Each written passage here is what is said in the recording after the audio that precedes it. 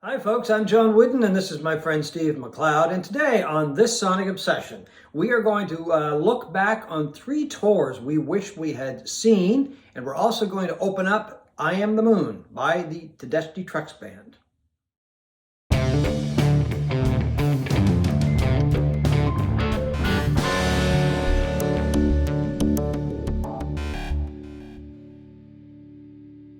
Today we're going to talk about 3 tours that we wished we had seen by artists that we really like, and I'm going to pass it over to Steve to get the ball rolling. Yeah, what got us thinking about this was the fact that, we went on a 3-year hiatus basically of not seeing live music. It's recently been broken for the two of us, and we enjoy live music so much, and it got me thinking about what tours would I have liked to have seen.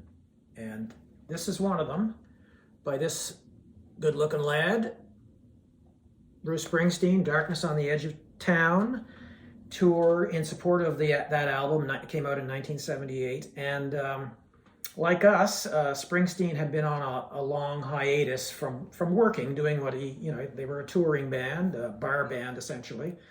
And they made their breakthrough 3 years earlier with Born to Run.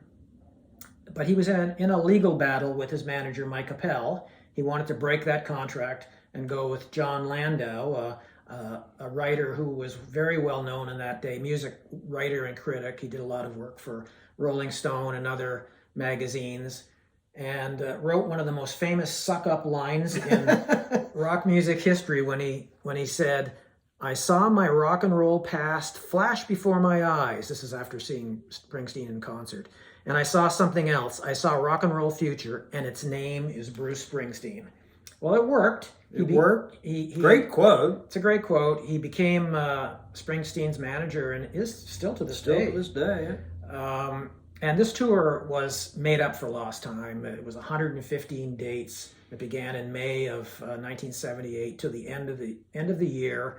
And it was mostly in, theaters and concert halls. There was still at least one club in there I know of on that tour, and that was a show at the Troubadour, which every critic would have been at, and would have been an amazing place to see Springsteen. Oh, yeah. I mean, if I had to pick one spot, I think, of that tour. Yeah, because it's a very small place, yeah, I guess. It'd be like being in a bar again. Yeah. And it was also the tour where he started to play big arenas.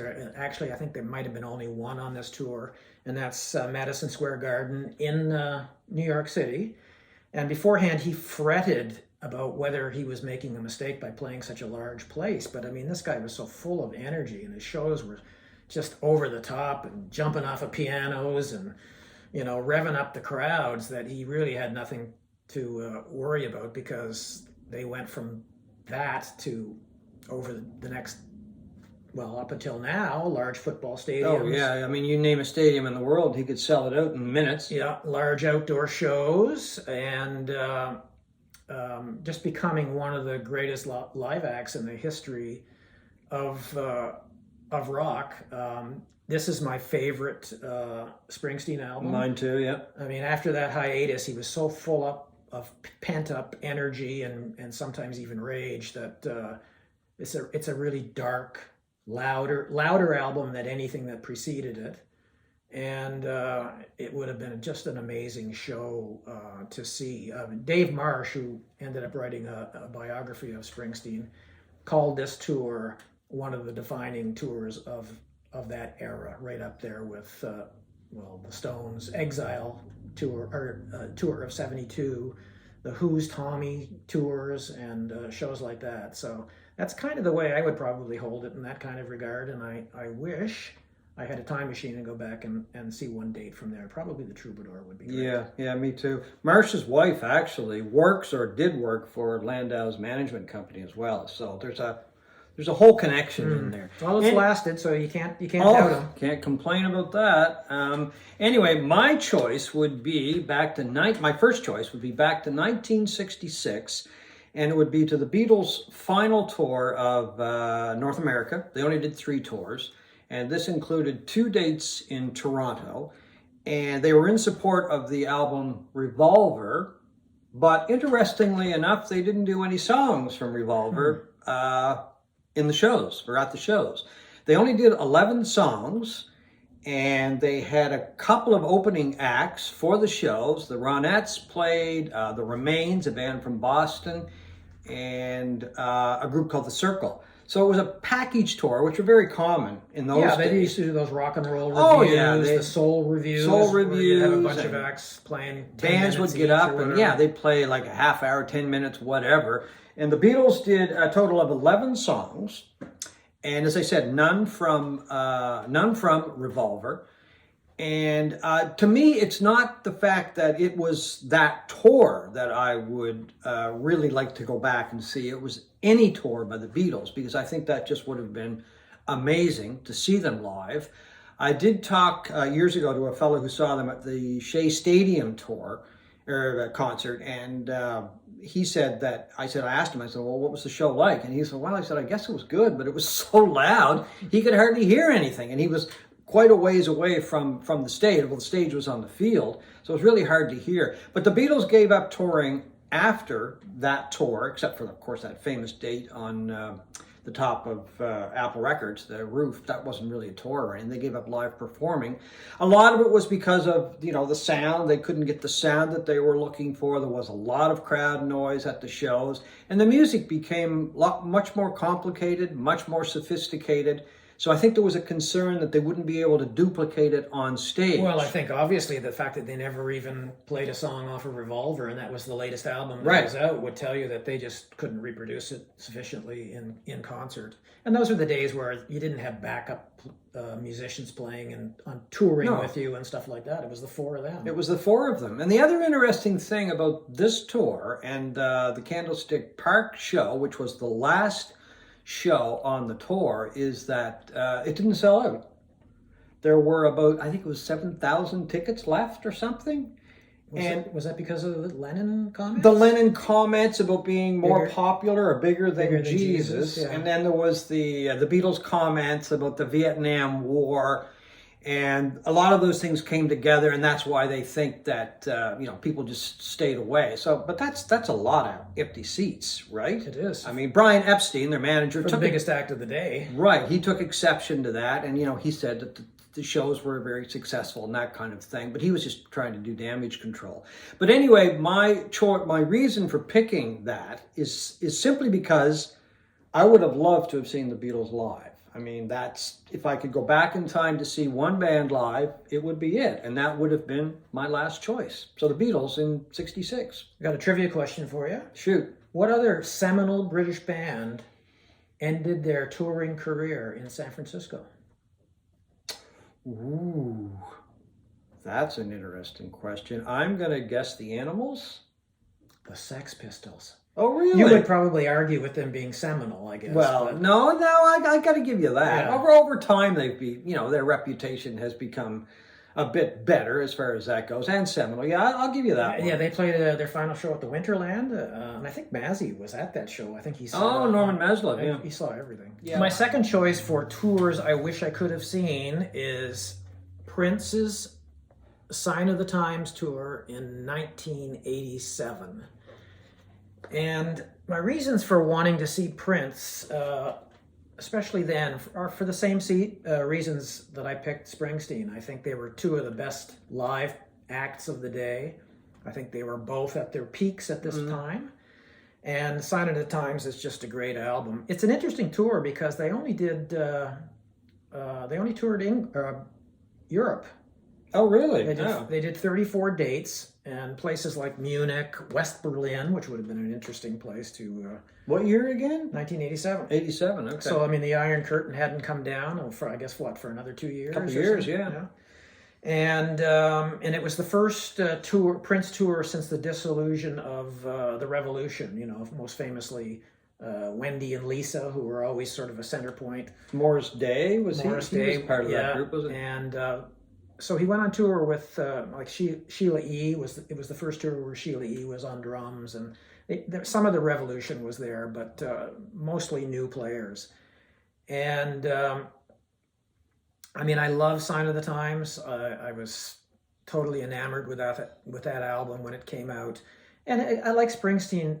They were just nonstop, jumping around, great playing, classic Prince.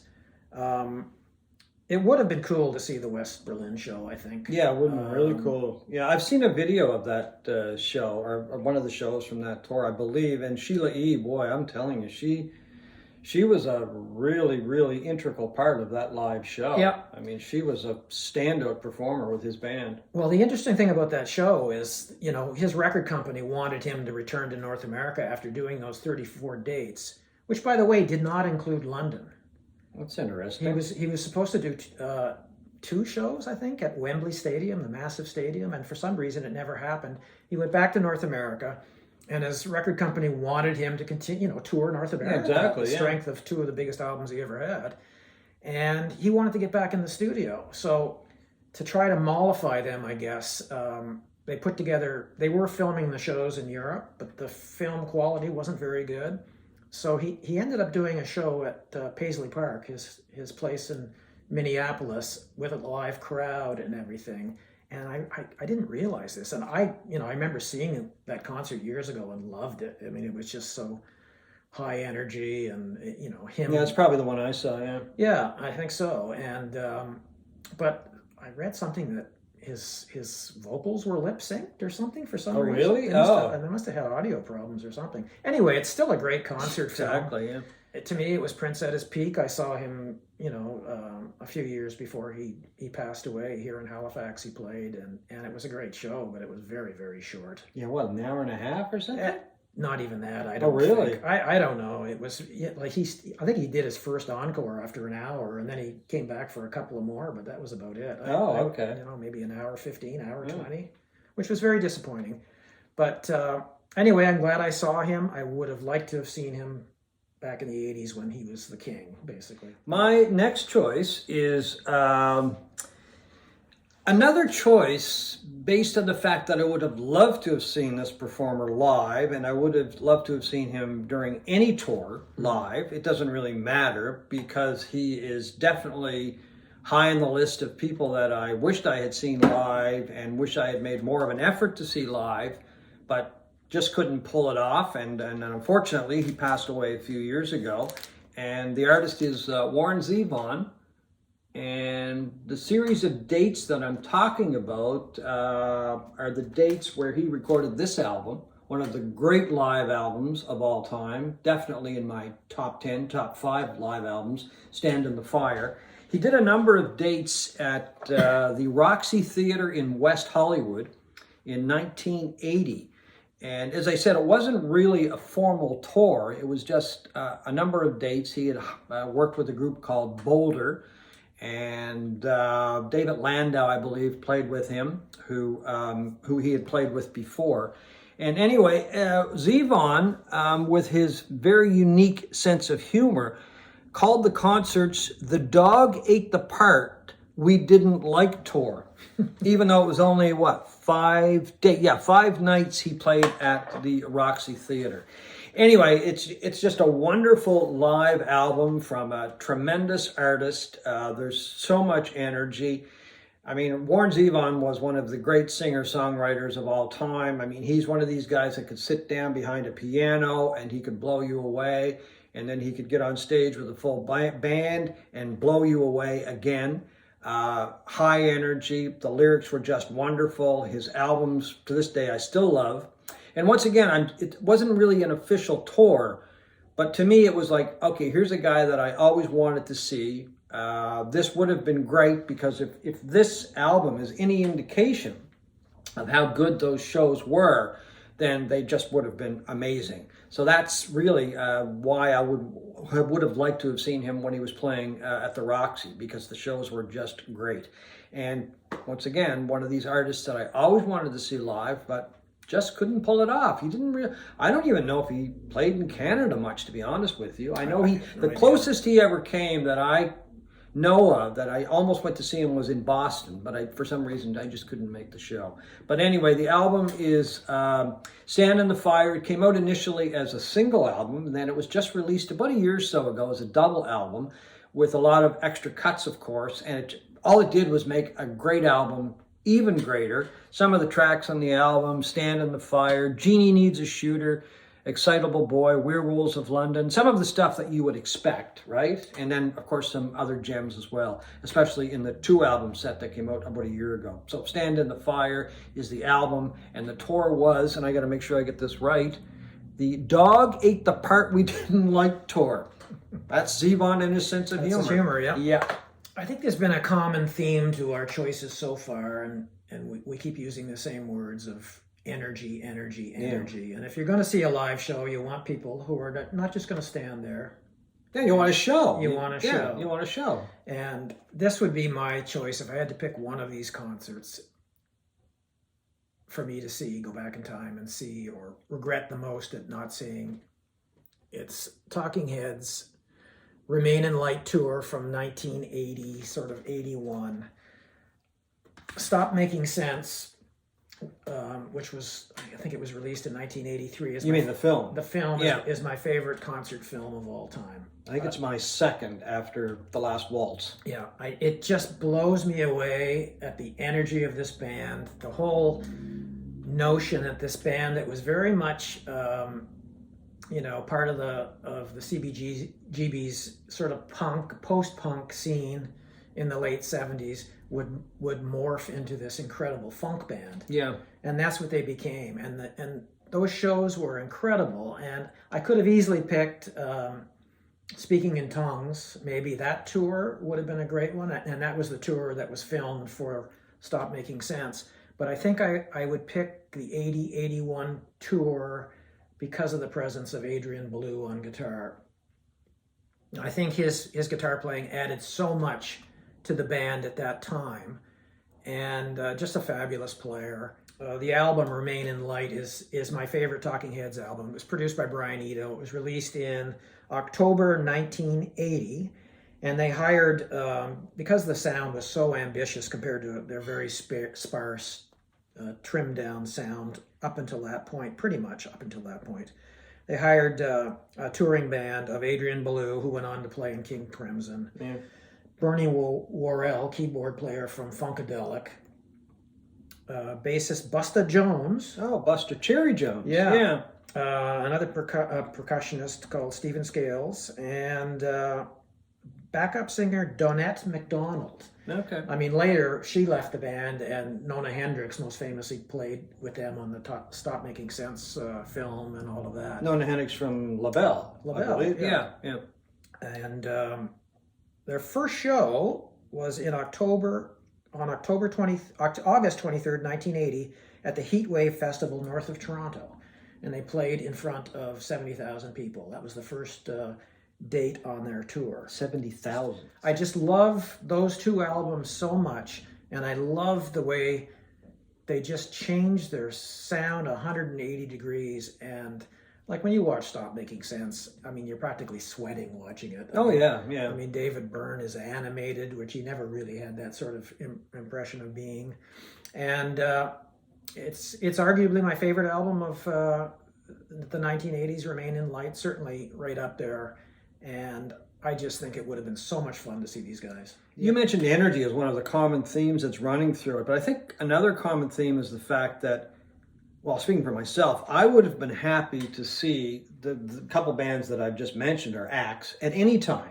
It wouldn't necessarily have to have been a specific tour, right? It's just that I really wish that I had seen Zevon and the Beatles live. So that's another thing I think that's running through here, because you said that the Talking Heads, you would have liked to have seen them on that tour or another tour as far as that goes. Well, I would have seen them any time, but, but I certainly would have preferred to see their funk period than their 1977 period. You know? Yeah. My third choice and this keeps up that theme of would have loved to have seen this band at any time. But and you did. Well, not with Dwayne Allman. No. And that is something that I'll always regret. But to be honest with you, I wasn't a big Allman Brothers fan. He had passed away by the time I really get into the Allman Brothers. But in 1971, they recorded this album at the Fillmore East in New York City. And it is, without a doubt, the greatest live album ever made. I'm not even going to accept an argument on that one. It's not open to debate. It's not open for discussion. Okay. No, it's the greatest live album ever made. And I would have just loved to have seen well, the shows where they played at the Fillmore East, but I would have just loved to have seen any date with Dwayne Allman and the original Allman Brothers Band, because everything I've ever read, everything I've ever heard, they would just go places that nobody else ever did. And they were just such a tight band. And we mentioned earlier about seeing a show. Well, the brothers didn't really do anything but stand there and play. Yeah. I mean, they were famous for that, right? They were players. There was really no theatrics or anything like that with the Allman Brothers Band. But to see that band live would have been incredible, I think. Nobody was jumping off of anything, right? No, not at all. And anyway, that's my third choice. There's a number of other tours that I would have loved to have seen. I would have loved to have seen Little Feat's tour when they recorded Waiting for Columbus, the Grateful Dead's Europe 72, Rolling Stones 72 tour in North America. That just would have been incredible. But those are my three choices anyway, the ones that stand out today. To close things off today, we are going to open up my copy of I Am the Moon by the Tedeschi Trucks Band. We've been talking about this project for a number of months now. We've talked about each individual album. Both of us really like the project. Have you decided which album is your favorite yet? It's still the first for me. It's still the first one? Yep. Still the first one for me too. I do like the last one a lot as well. And the more I listen to it, I'm finding that I really like it as well. But right now, it is the first one that stands out, especially the instrumental Passaquan. I think that's just an amazing album. And one thing that we forgot to mention, I didn't even clue into it until I saw something the other day about it. Two of the albums, one is called Ascension and one is called Crescent. Derek Trucks is a big fan of John Coltrane.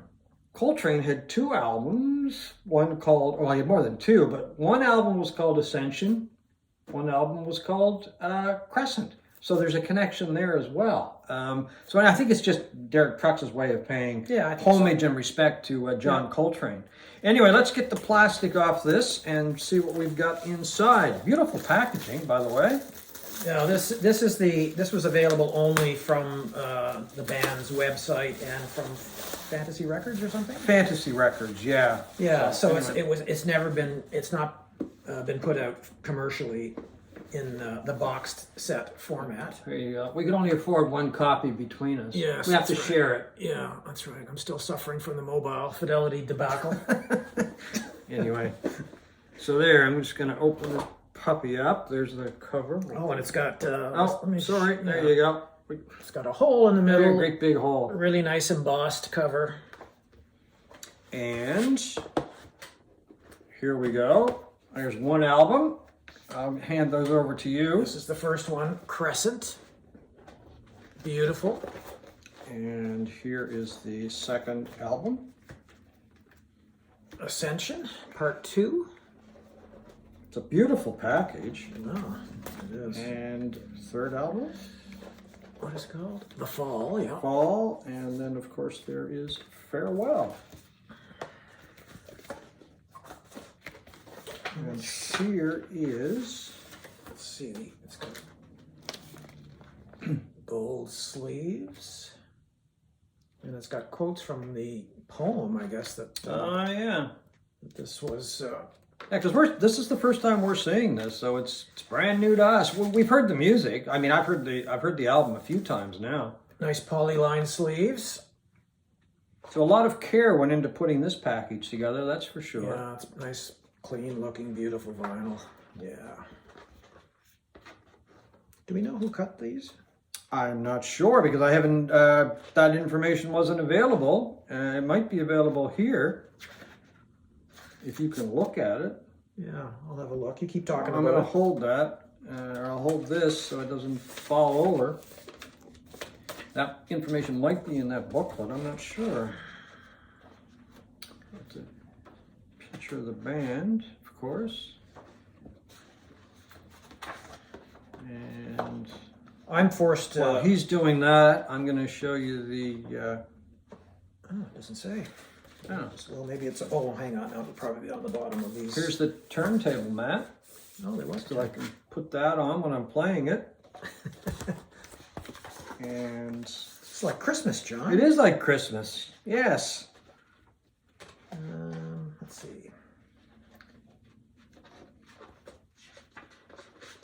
No sign of it? Final mastering by Paul Lyman. I know it was recorded at their studio in Jacksonville, or near Jacksonville. It's the Tedeschi Trucks Band has a studio. I don't know if he cut them or not as well. Okay. Anyway, it's hard to tell with these, John. We're getting older, and Well, we'll find the out. lyrics are the words on these things are so small. We'll find out. Maybe in a future show we'll tell everybody. Here's a print. Now, some of these are signed by the band. Eh? You haven't Well, seen I've it? got another one here, another little package that I'm going to give to you because I've got a whole. Okay, that's it for all the goodies inside it. Okay, so Don't rip it. no. So that comes out like that. Yeah, this is just like Christmas, and I think that might be You've got the odd- signed version. There you go. And it said it's limited to 2,500 copies. Oh, here we go. So I've got copy number 566. Well, this is not signed by the band, but it's signed by Susan Tedeschi and her husband, Derek. Yeah, that's right. It was just signed by Just Susan by the two. and Well, that's Derek. nice. That's cool. Yeah, it's very nice. Yeah. Yeah. Cool stuff. Yeah, and the whole project, and I got a quote here, an interesting quote about the whole project that I think I'll share with people. It was in the New York Times the other day. The band is actually doing a run at the Beacon Theater right now in New York City. That's kind of become an annual thing for them. Well, now that COVID is in our rearview mirror as far as live performing goes, they're back at the Beacon. But the whole project, Susan Tedeschi said, it's actually made us stronger and made us better listeners to each other. She's talking about people in the band. It made us incredibly thankful for our band and for each other and our kids. But at the same time, it made you see the weaknesses and the strengths and start working on the things that you have to work on. I think it was a healing thing for all of us. And Derek Trucks says, I think it kind of saved the band. I'm not really sure what we would have done if we had come out of the pandemic without new material and a new outlook. I'm not sure how long we would have just plugged away. Business as usual. So there you can see, it's one of those things that just reinvigorated the band, and I'm sure they're going to be doing lots of material from this project, I Am the Moon, during the shows that they've got coming up at the Beacon Theater. You might have to get that frame, John. That'd be a nice little frame for that. That's cool. Very cool. You can buy me a nice frame now that I've shared this with you. Sure. Okay. Anyway, folks, we hope you have enjoyed watching our show today, talking about tours we wish we had seen and sharing the opening of a very special project from the Tedeschi Trucks Band, a project that we both really enjoy called I Am the Moon.